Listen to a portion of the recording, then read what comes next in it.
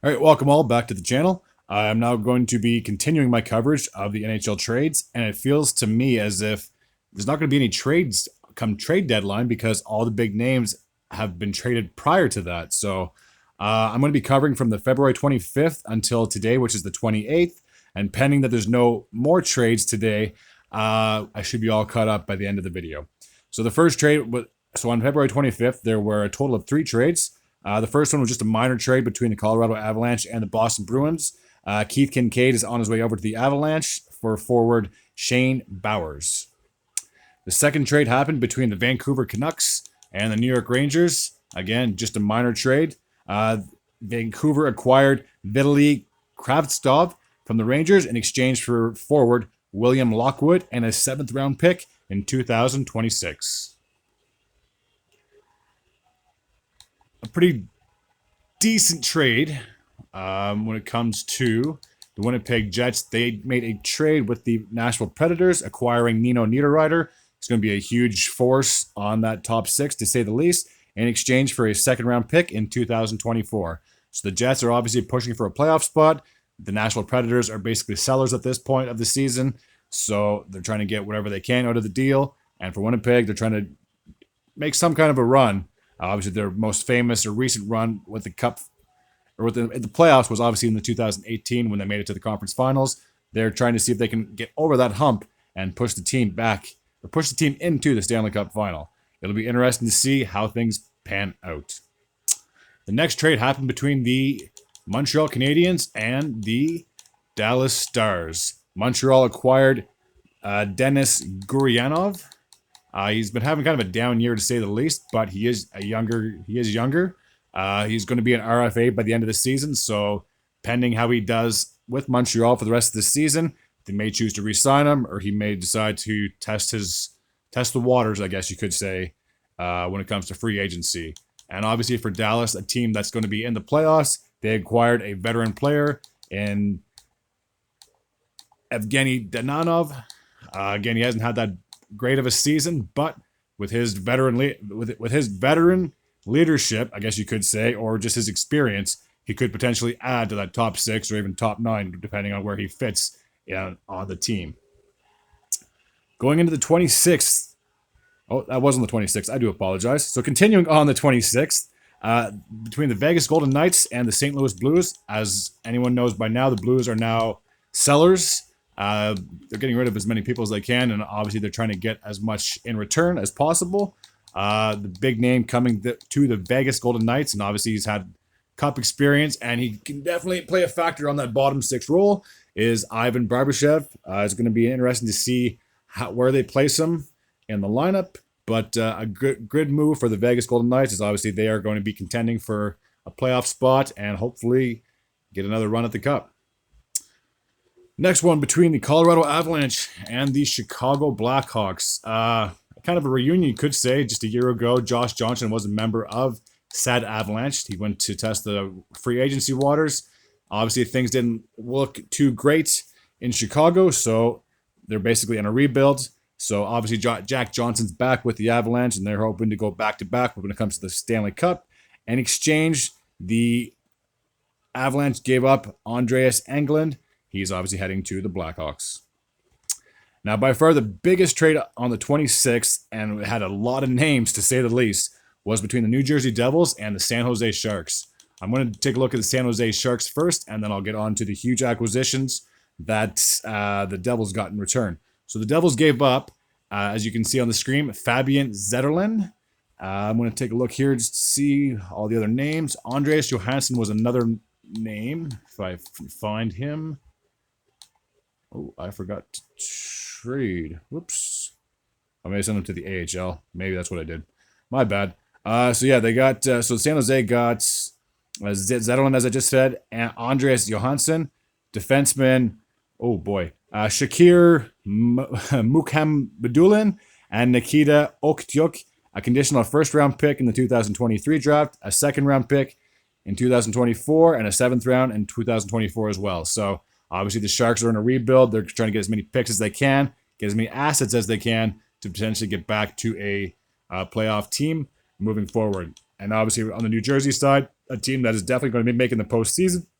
They acquired a few people from said San Jose Sharks. Scott Harrington, a veteran defenseman, definitely can play a bit of a factor on that back end. There it is. And also, they got Santeri Hatika, goalie Zachary Emond, and the big name that came from said Sharks is obviously Timo Meier. A lot of teams were interested in the guy, and he's going to play a major factor into how far that this team can go in the playoffs. A lot of people are questioning why the Lightning are giving up so many draft picks when it comes to talent. Because they're basically in a win-now window. The big trade between the Tampa Bay Lightning and the Nashville Predators took place. Tanner Gianot, I do apologize, came over from the Predators in exchange for Cal Foote, a first-round pick in 2025, a second-round pick in 2024, and a third, fourth, and fifth-round picks in 2023. So that's a lot of picks to be given up for a guy who hasn't had that great of a season. He obviously flourished last year, but unfortunately he was not able to really get anything under his belt this year. Maybe with the move over to the Eastern Conference and in with the Lightning, he can manage to get his feet wet, and hopefully the trade works out for the Lightning. Obviously a team moving, that as I said previously, a team that is in a win-now mode. Obviously you don't want to give up have to give up a lot of draft picks, but for a team that's been in the Stanley Cup final of the last 3 seasons, obviously their window is still open when it comes to contending for a championship. Another trade that happened between the Predators and the Philadelphia Flyers. Basically, it was just a prospect. Isaac Ratcliffe is coming over from the Philadelphia Flyers in exchange for future considerations, draft picks, etc. On to the 27th, and there were a couple of trades on the 27th. By far the big one. Actually, I'll do the small one first, and I'll do the big one after. So the Buffalo Sabres and the Vancouver Canucks were in trades, and the Buffalo's obviously trying to still contend for a playoff spot. They brought in Riley Stillman, a good left-handed defenseman from the Vancouver Canucks, in exchange for forward Josh Bloom. So obviously for the Sabres, they're obviously trying to do whatever they can to get back into the postseason. I think the last time they made it was like 2011 or 2012, so it's been quite a long time since the Sabres have seen success in the playoffs. Now the big trade on the 27th as well came between the Toronto Maple Leafs and the Chicago Blackhawks. I will go with the Chicago Blackhawks first. So they got forwards. Let's see if I can find him. I believe it was Joey Anderson. Should have just had, yeah, here he is. So Joey Anderson, there he is. Forward Pavel Gogliov, a first-round pick in 2025, a second-round pick in 2026. In exchange, the Leafs got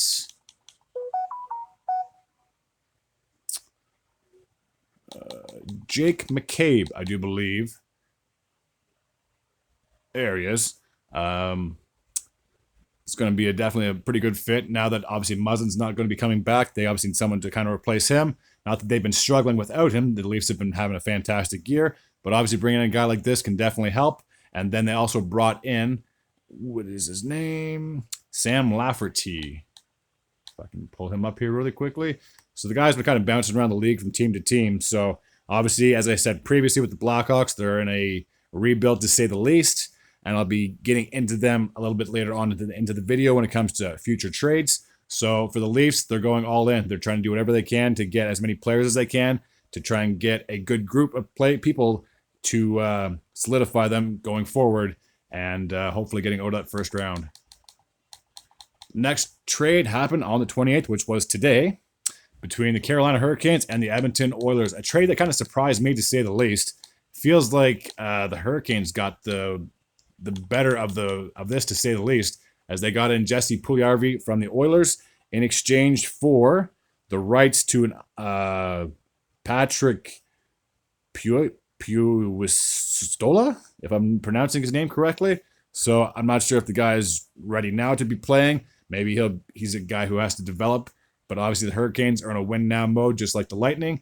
They're a very good team. They got a lot of good pieces. So adding a bigger guy in Jesse Puljujarvi to the team is going to definitely help them moving forward. So kind of an not that big of a trade. The Sharks got what was it? An unsigned draft defenseman, Henry Thurn from the Anaheim Ducks, in exchange for a third-round pick in 2024. Again, nothing too crazy. The Minnesota Wild and the Washington Capitals made a trade, and for the Capitals, it seems as though their season's just like falling apart in front of them. For a team that's not even that far out of a playoff spot, it's kind of surprising that they're dealing so many players away. Marcus Johansson's heading back to the Wild. He was just there a few seasons ago, I do believe, in exchange for a third-round pick in the 2024 draft. So for that Wild, they're pushing for a playoff spot, just like a lot of teams. And the Capitals, even though they're not that far out of a playoff spot, it seems as though they're trying to get as many picks for the upcoming seasons moving forward. And speaking of said Capitals, they also made another trade with the Toronto Maple Leafs. I will go to the Capitals side of the board first to see who they got. So the Capitals got defenseman Rasmus Sandin from the Toronto Maple Leafs in exchange for Eric Gustafsson, so a veteran defenseman. He's kind of been bouncing around the league. Let's see if I can pull him up here on the screen. Eric Gustafsson. There he is. So, obviously, as I said, so they got Eric Gustafsson and a first-round pick in the 2023 draft. So for the Leafs, as I said previous, they're trying to do whatever they can to bring in as many people as they can to hopefully contend and move forward into the playoffs. They weren't done there. They actually had a couple more trades on today. So the Leafs also traded with the Islanders, and I do believe it was Pierre Engvall. See if I can pull him up on the screen. Here he is. So yeah, the Islanders got Pierre Engvall from the Toronto Maple Leafs in exchange for a third-round draft pick in the 2024 draft. So obviously the Islanders, they're pushing for a playoff spot just like a lot of other teams, and adding a guy like this definitely kind of help on your top 9 or bottom 6 role, wherever they decide to place him. The last trade as of now that the Leafs made was with the Vancouver Canucks. So I'll pull back the Leafs, and it's kind of a reunion of sorts with Luke Schenn, as I do believe he was drafted by the Leafs many moons ago.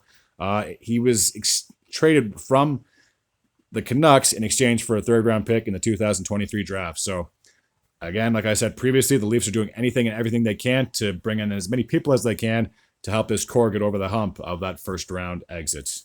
And the last one was just basically a trade between the Nashville Predators and the New York Rangers with Austin Rushloff heading to the Music City. Most likely going to be on their farm team, to say the least. And now the biggest trade of the day, to say the least. And there's been speculation and rumors that this might not happen. But now it's a for sure done deal, as the Chicago Blackhawks have traded away one of their faces of their franchise for many years. Patrick Kane is heading to... Hold on a second. What's going on here? Is heading to the Big Apple. And a lot of teams were interested in Kane. Kane obviously had his eyes set on the Rangers for quite some time. It'd be interesting to see how this team is going to look at going forward. They're obviously going to be a playoff spot, no question. But having guys like Tarasenko on the team, and now you add Patrick Kane, they're going to be a very dangerous team when it comes to the postseason. So if you're a Rangers fan, you must be totally psyched to have him on your team. Obviously, you have to give up a few picks just to get the trade to go through. But it's a huge win for the Rangers, to say the least. So as of right now, as long as there's no more trades, I am now caught up with all the trades. And as I said previously, on Friday, if there's any players left to be dealt, I'll be doing my recap of the trade deadline. Until next time, take care.